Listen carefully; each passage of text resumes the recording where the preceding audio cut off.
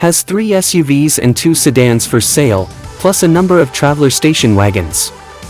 They are amongst the very couple of carmakers still using such family-oriented 5-door models, yet obviously, neither the V60 nor V90 cross-country models are their best sellers.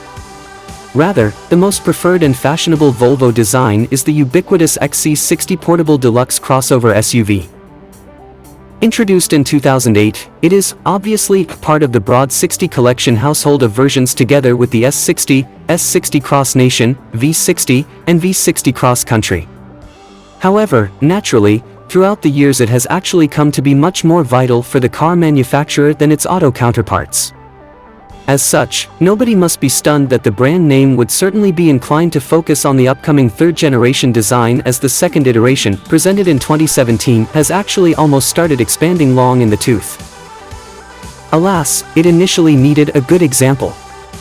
Therefore, Volvo signed up with the substantial number of carmakers that have actually made a decision to step up their EV video game in 2023 and will travel across American roads with the all-new, first-ever EX90 large crossover SUV.